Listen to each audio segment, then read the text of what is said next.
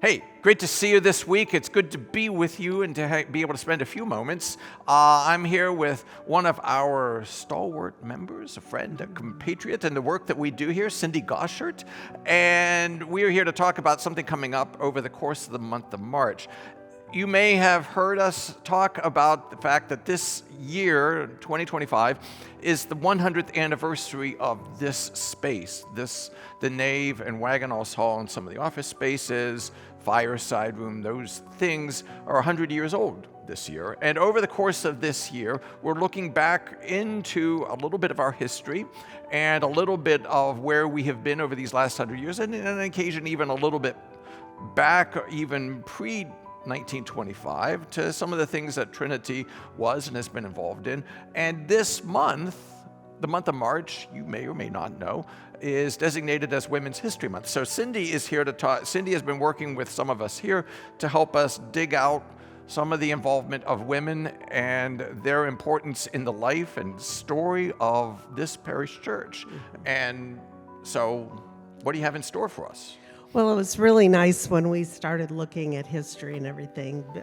Judge Lee years ago did a book and really talked about the history of the congregation since it started, and each chapter had something about the women. So that was a good start off place. We found that women in the very beginning, of course, because in the 1800s women didn't have any kind of voting rights or anything, but they ran a lot of committees. They did. And the church actually had them do a lot of fundraising.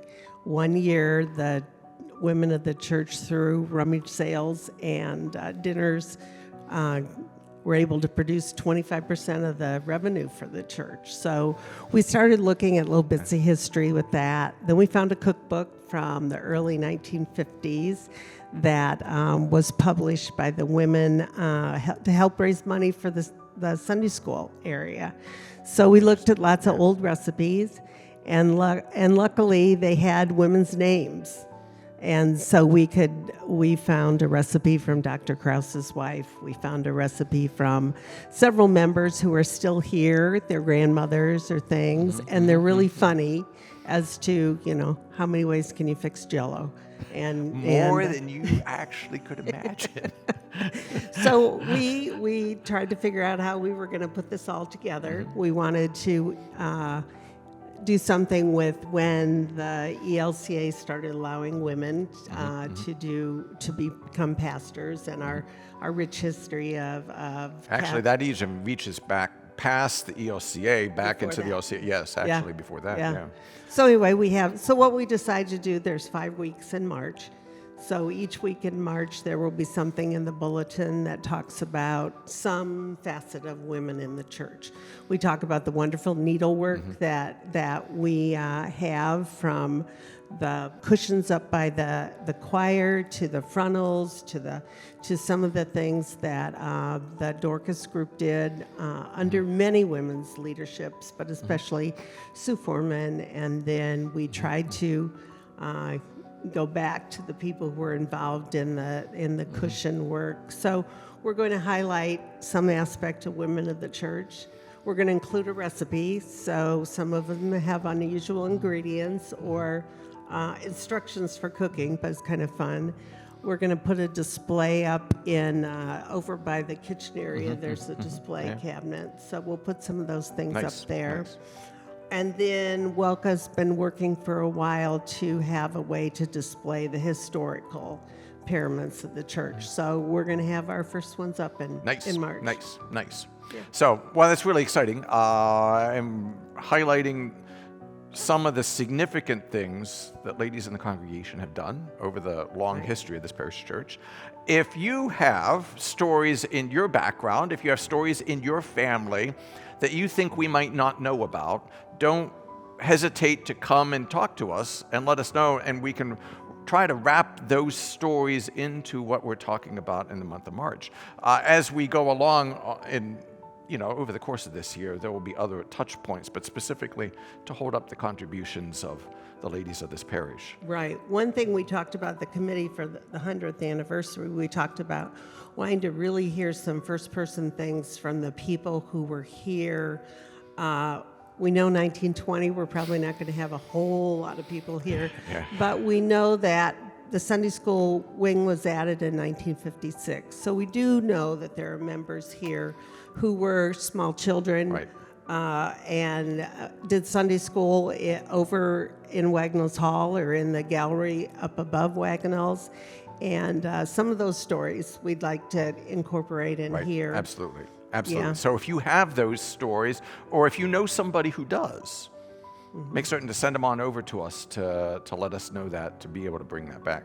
There are a couple of, as you were even poking around, there were a couple of things that were just Yes. a little crazy, right? A little. Yes. Well, I mean, the women of the church raised $100 for Dr. Krause for a car. Yes. Well, and we calculated it out that was probably about the cost of what that car was. That they raised this money to purchase Dr. Krause a car. There was stuff about they raised the money for the monument for Wagnalls. Yes. over at Lindenwood Cemetery. Just some things like that. You're going like, holy smokes. Yes, Yeah. yes. The church council decided that, or passed an amendment that women could be on the church council in the 50s. But it took till 1969 to get someone elected to the church council. And then there were 1 or 2 or 3 women on the church council. They never were equal until more recent years. Yeah, more recent years where we try to find some sort of balance with that. Yeah. But yeah, so interesting stuff. And we're looking forward to sharing some of that with you. Yeah. Again, have any thoughts, any feelings, come and talk to us. Tell us your stories. Tell Cindy some of the stories. We're not gonna make you eat Jell-O. I mean, if you want to eat. In the shape of a fish with with olives in it. And, yeah, Yes, oh my gosh. Some of those things. But we do also want to know and honor the people who are many generations at Trinity. And, we do know that some of the names, we might not know because it's the female side of the family or whatever. But we do want to have those stories as to what those families have done for the church. Yeah. Well, one of those, as you speak of that, one of those kind of somewhat amusing, somewhat telling stories. We've been teasing Nancy Hamlin, Mrs. Hamlin, that she is listed in so many things as Mrs. Dan Hamlin.